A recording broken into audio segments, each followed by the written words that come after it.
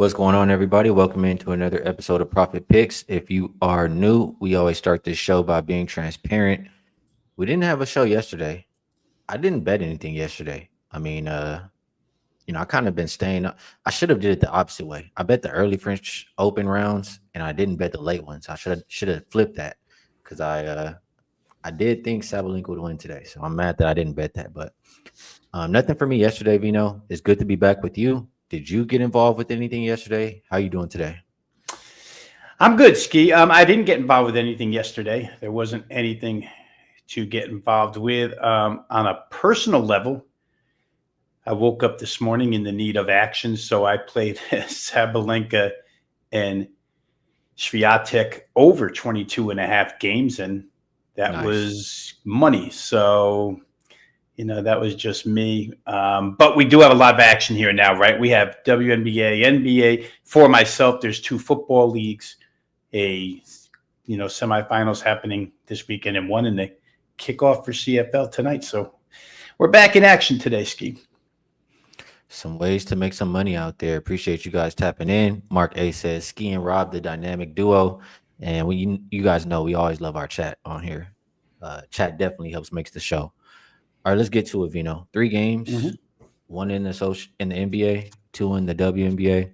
We will go in rotation order, and that means we're going 501, 502. Indiana and Oklahoma City opened up -9 for the Thunder. It's as high as 10.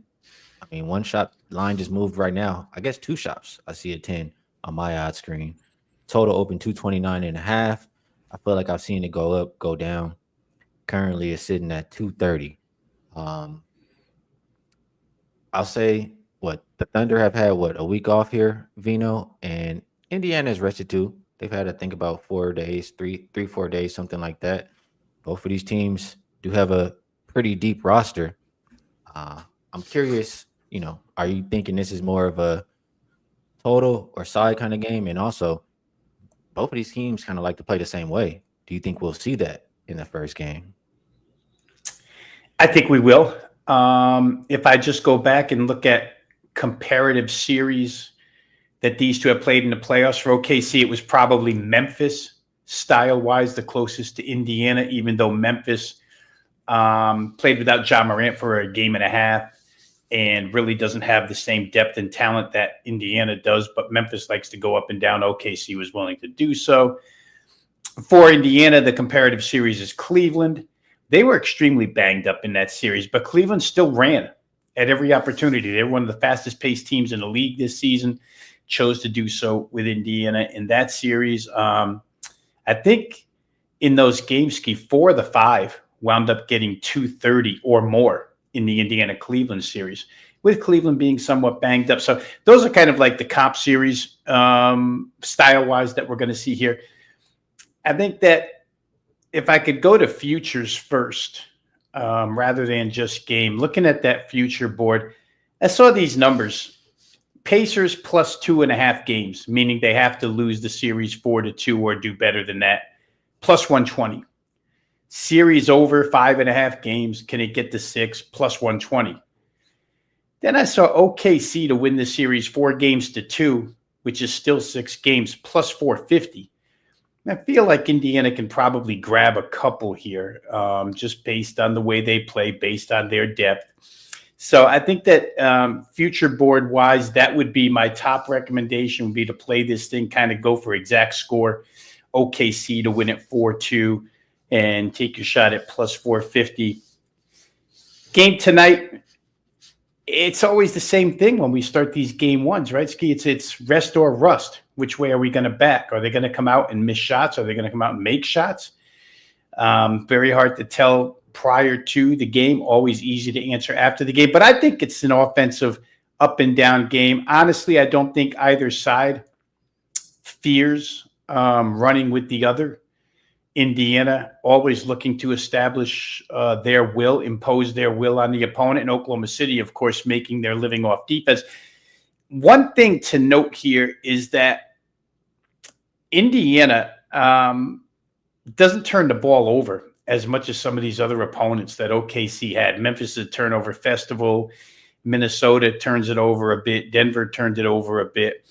Indiana doesn't really do it as much. So I wonder how many points off turnovers OKC gets, but I do think there's points available. And if I could just, and I'll ask your opinion on this too, because we've seen it and we've talked about it 2 series in a row with OKC.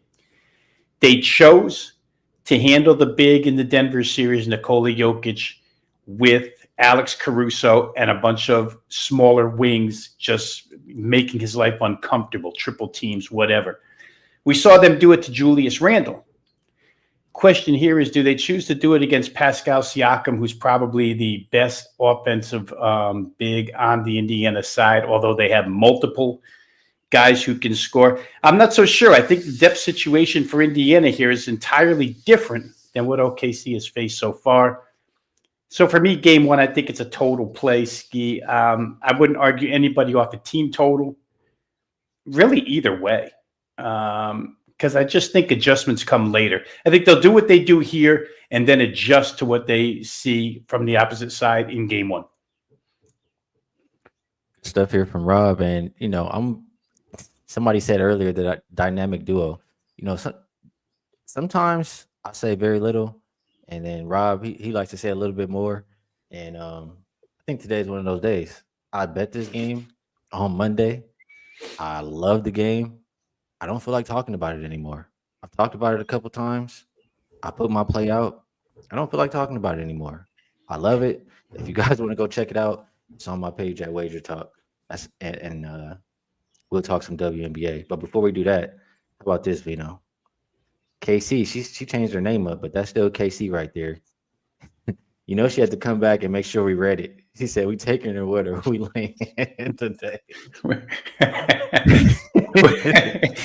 Casey, you should have been part of our conversation after we left the air that day because it got pretty funny. But it definitely was. Thanks for calling me out every time I say something that could be misconstrued. And you caught yourself that day too. But yeah, if you were in the comments, you know what we're talking about. That was a funny one. I'm mad that I didn't see it during the show, but we definitely laughed about it afterwards. All right, let's move it over to WNBA, where I do feel like talking about it quite a bit. First game is 601, 602. New York Liberty, Washington Mystics opened up minus 10.5 for the Liberty. And we see an increase here, Rob. It's all the way up to 12.5 or 13, depending where you shop. Total, not that much movement. Open 162.5 and looks like 163. As far as injuries are concerned, you have Nayara Sabali, game time decision for the Liberty. I don't see anybody on the injury report for the Mystics. And these teams did play, I believe, 5 days ago, Rob Veno. And if my memory serves me correctly, I think the Mystics were kind of hanging with them for a little bit, and then the Liberty just took off. I could be mistaken. I know they got beat by 20, but I feel like it was closer for a little bit of the game than the 20 points that they lost by. With that said, Liberty have looked really good, like the best team pretty much. They've been especially good in the first half, the number one first half team. Right now, they're ranked number one on offense, number one on defense. It's very hard to put your money against them. What I'll say, or what I'll ask you to start here, Vino, I'll talk about the side first.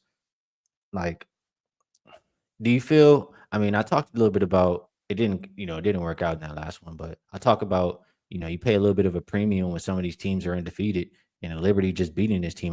That last game, the spread was 8.5. I know they lost by a big margin, but now we get plus 13, like a 4.5 point move from just one game. Do you think that's warranted here?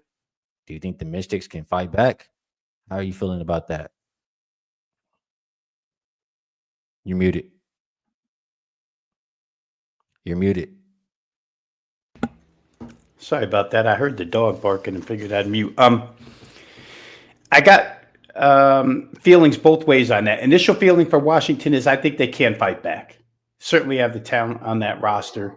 But playing against the Liberty right now, because they're so prone to a stretch where they just, it's kind of like OKC. Close, close, close, boom, blowout. Close, close, close, boom, blowout. That like UConn was in their tournament run a couple of years back. The Liberty are a scary team because all 5 starters shoot the 3. and they can score in bunches. And I don't know that Washington can score in bunches. In fact, you talked about the last game they played just inside of a week ago, 83-65. They just couldn't match when push came to shove. They couldn't match up. Jonquel Jones returned for that game. She had been out the game before, came back for that game. They're just a tough matchup, Skee, because, like I say, every single player in that starting rotation, starting lineup can shoot the three. But I did find a play here, and I have a video up for wagertalk.com, at WagerTalk TV on this game. There's a certain pattern developing here between these two teams. So I went ahead and played it. It's 6-0 so far this season, 100%. If you play New York, and we're really zeroing down on this one, it's a first quarter play. If you played every New York road game over the first quarter total, you win. If you played Washington home games, you win.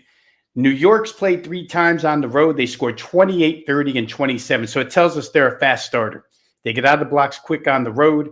Those 3 games that they played on the road, 51, 59, and 44 points scored. All of those are better than the 41.5 we're asked to get to tonight. Washington Mystics home games, including the one last week, played against the Liberty, which ended the first quarter 27-17. Liberty was 44 points. The other 2 at home, 44 points and 42 points, both better than 41.5. So Washington on the road, they played 5 times. They haven't had a first quarter get above 36. Yet all 3 at home get 42 or more. So it just goes to show you, I think Washington at home has been a little bit better offensively. They've been slow starting defensively. I think that probably holds up here, Skee, for both sides. Especially the New York getting out of the gates quick. They seem to do that. It seems to be a focus of theirs to get out the first quarter quick. So I saw 41.5 and thought it was light, seeing how these teams are playing so far and that trend. When I combined it, like I say, came up 100%. So that's the way I went here. I played this first quarter over 41, thinking that not only what I just mentioned about trend, but thinking that Washington knows they have to score to stay with New York. You're not going to hold New York to 70 or less and win a game. You're really not. So you got to score some points. Man, Veno, we got to talk, I guess, on this one because I disagree with a lot of what was said. And the one thing I agree with is if there's points, I mean, it could come in the first quarter. I do agree with that. But, I mean, I look at both of these teams they just played, right? That game went well underneath the total in the blowout. Liberty have actually went under 4 straight, I believe. Mystics under 5 in a row. And yes, the first quarter, I mean, maybe they come out the gate. But all I heard when I listened to the interview from the last time they played was Brittany Sykes talking about transition defense. We got to be better on defense. Granted, Mystics also missed a lot of layups. So they could have scored some more points there. I think this is more of a defensive game. Like if I'm thinking that the Mystics can do anything at home, it's not going to be outscoring the Liberty. I'm sorry. They could say they, think they have to outscore this team or score to be in the game. The offense has just not been good enough. I think they've been the 3rd worst offensive rated team so far this season. The defense has been better outside of the first 2 games. And if I trust anything for the Liberty is, against a bad offense, they should also be able to hold them down again. So I was thinking first half under.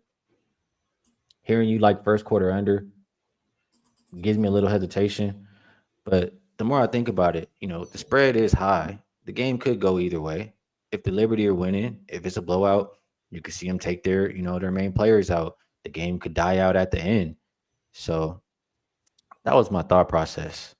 I guess I'll pull this up on the screen. Any thoughts on that thought process while I pull this up? Yeah, the way I think, Skee. When I looked at this game, I immediately saw 163, tried to find a way to bet it over, couldn't find it. So I moved on. And then I came across the tendencies of these 2 teams where first quarter is concerned in certain venues. And I know that when the season starts and even coming out of All-Star break, when they resume, you always like to say, give me 5 games worth of results, and then I'll start to have a feel for what's going on. We've got 2 weeks worth of results here. with teams having travel, and these first quarter overs just keep, or at least let me put it this way, first quarter better than 41.5 keeps showing up between these two teams, with Washington at home, New York on the road. Could be a focal point. I really think it's a focus point of New York when they're on the road, to just get out there and get off to a good start. And they're just tough to defend. So I can't, like I said, I couldn't find a way to play the full game over because the results tell me different. But I can see this thing getting over first quarter. I mean, like I said, I bet it. So obviously I can see it. And let's hope that the trends between these two are put forth by these two so far continue, because that's the way I say. I think a 42-point first quarter means could be less than last game even. They played 27-17. This could be 25-17. To me, that's more than doable. Well, I'm telling you what, Rob Veno, before I even explain, well, I guess I'll explain first and I'll finish. I mean, I'm opening up my wallet. I'm telling you that right now. I'm betting this game. But I'll let you have your first quarter fun. What I'm looking at right here on the screen is pretty much, I'm just trying to check a little bit of a situation. Obviously, it's not a big sample size, but pretty much what this says is, I'll say well rested, and you can see here that's more than two days rest. So well rested, double digit favorites who they just met within a week in the last game went under. So it says it's 5-0 to the under, but this part right here, you see the first quarter in the first half, way higher scoring than this second half. So kind of what I was saying, like if the Liberty are ahead by so much, the game very well could die out at the end. I mean, it could go either way. If the game is tight, maybe it just becomes more of a defensive game in the second half. I mean, they have a lot of familiar. I don't even want to mess it up. They're familiar with each other. They're familiar with each other because they just played 5 games ago or 5 days ago. So I think defense is what I want to bet on for the full game. I don't think. I know. That's what I want to bet. And let me just put this up here. Results, just so you can see. Yeah, 5-0 to the under right there. And only one game. I mean, even it made 165. The other games weren't even making it to the total that we had today. So that's the way I'm going to roll here, Mr. Rob Veno, today. And we can both get paid. We can. All right, one more game to talk about.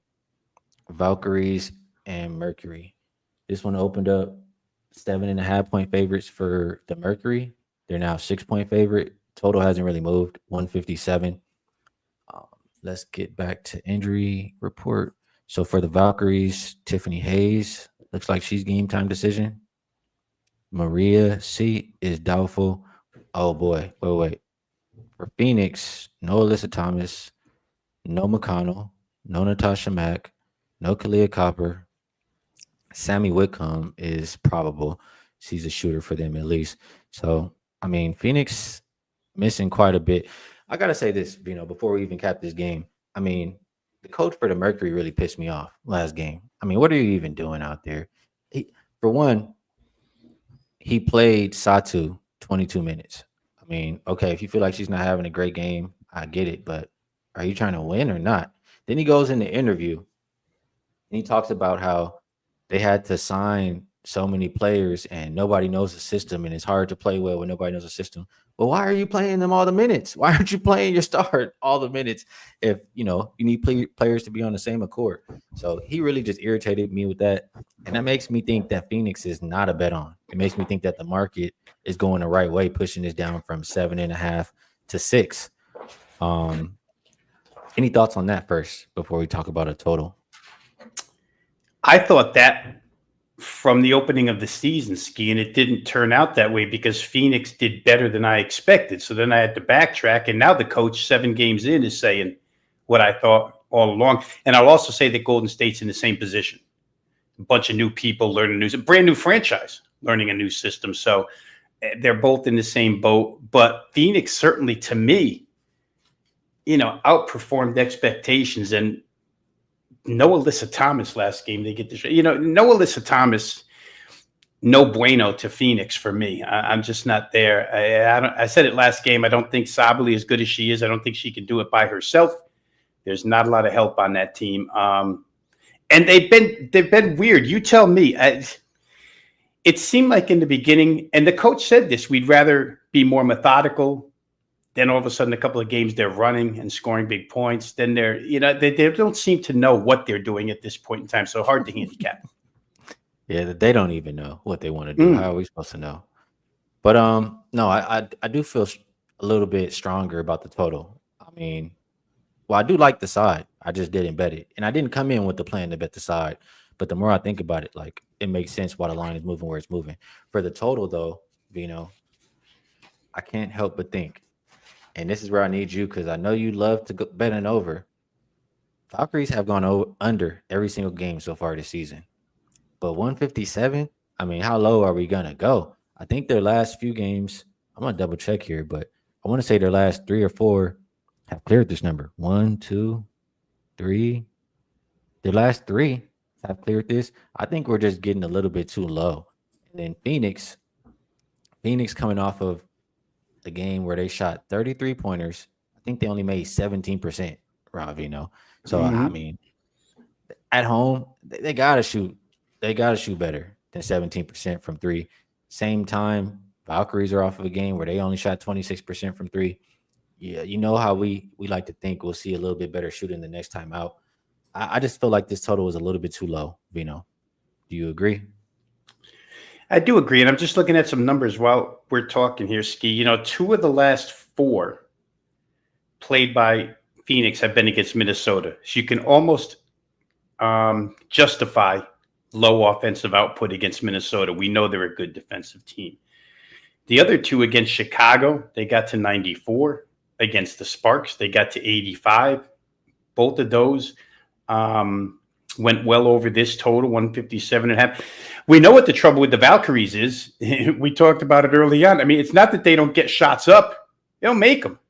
And at some point, you would think that they start to make them. And I like your point about maybe the odds maker just creeping down taking that total down too low at this point. I think I saw 156.5 before we came on air, Skee. They're still 156.5 there. Yeah, which is that's probably due to Alyssa Thomas not playing. I don't know. It's only a half point, a half tick down from the opener, but I could see this thing getting over just because I believe Golden State will push pace. We know what they want to do. They let us know all the time they want to run. Got to make some shots. I don't know that Phoenix is the best defensive team. I don't know that they're a good rebounding team without Alyssa Thomas either. Yeah, I like this one. Like I said, I didn't come in here with the plan to really bet this game. I had something that I liked, but I'm really liking this over here, Vino. So I just opened up the wallet. I bet the first game I said I would bet. I think I might have to make another wager here. Can you talk me off of the Valkyries, Rob Vino? We both agree Phoenix should not really be favored by this margin, at least, right? I think Valkyries could win this game. I don't know. Casey says she likes the Valkyries. Titan CT says ladies Warriors got to win sometime. And Casey, she's with me. She says fire that coach, man. He lost and about to lose the locker room. She's talking about Tibbetts from Phoenix, I believe. I don't know, man. Can you talk me off the Valkyries? If I do play him, it's probably going to be very small, but I just keep looking at it. It's a little bit difficult because somehow they win games in this range. Now, granted, all of them aren't without Alyssa Thomas, but I'm just looking back here. Washington at home beat them by 6. LA beat them by 5. Chicago beat them by 5. They're winning games against what I would call average opposition by right around what the number is here. I think if you got the opener at 7, pretty good. They beat LA by 3. And like I say, I can't believe they were winning games at all with what they had coming back. But obviously that forward tandem did a lot of the heavy work. Without Alyssa Thomas, I don't trust them. So if the proverbial gun was to my head, Skee, I would take Golden State. But I think the line of thinking to play this thing over is probably more solid. I think you can make a much better case for playing this thing over 156.5. All right, we're in agreement on that. Couple comments before we head towards the door. Mark A says, Mercury have taken my money twice, may take the Valkyrie out of spite. That's how we feel about Yeah. Seattle, Mark. Oh yeah. Yes, there should be some more people cussing Seattle out. Aside of the assistant coaches over there. Senna figure it out. Pacers money line, Valkyrie money line says massive parlay. I mean, it definitely would pay out nice. I'll tell you that. All right. We'll move it on over to best bets, Rob Veno. Before we do that, let's check this out. We do still have this all week. And I think we've seen it scrolling at the bottom, but 7 days for $77. You can get an entire week from your handicapper of choice. Promo code game on 77. And yeah, on that note, Vino, I'm going to pass it back over to you. I'll ask you if there's anything on top of that that you would like to promote. And if you have a best bet for the show, feel free to share. If you don't, it's all good.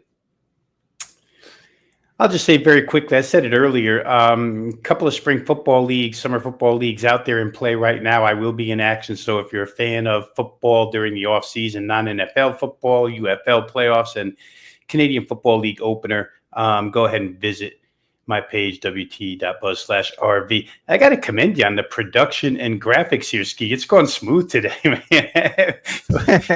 Practice makes perfect, I guess. Yeah, going good. All right, so we had a little bit of a disagreement on that first WNBA game, but I'm really not going to back off of the way I see it, which is first quarter only. Very seldom do I come in and play quarter bets. It's not a thing of mine to do, but this one just caught my eye because of the way these two teams have played first quarters on given courts so far this season. So for me, best bet, the game I played, the game that is actually up for clients is the Mystics and Liberty first quarter over 41.5. All right. Yeah, Casey says, stand up then, Rob. I like that. Yeah. You know what? Let me stand up too. I'm not scared. We could both get paid. But before I give my best bet for the show, I'll say, if you want my NBA, I have a 5% up for the day. I love it. I've hit 4 of my last 5% NBA sides, and I'm pretty sure this will be another one. Best bet for the show, I am rocking with under 163.5, and I think those numbers are starting to disappear. So if you want the full game under, you might want to go grab it right now. Let Vino get his first quarter. I'll let you have your fun for about 10 minutes, and then we'll slow it down. We'll tick, tick, tick, tick, tick, tick, tick. We'll cheer for all the bricks, and we'll see if we can both get paid, Rob. Yeah, we're a sharing community around here. Everybody get paid. That's right. All right. Appreciate you, Vino. It's always good breaking down the games with you. The chat, you guys are amazing. Like I always tell you, that you guys help make the show what it is. Definitely appreciate you all 1,000%. We will be back. Yeah, I had to think if there's WNBA games tomorrow because the schedule makers don't know what they're doing clearly. But I'm pretty sure there's games tomorrow. So we'll be back to talk about them. 10:30 a.m. Pacific Standard Time. Hit the like button if you enjoyed the show. Subscribe if you want to be alerted whenever we go live. And we'll catch you guys then.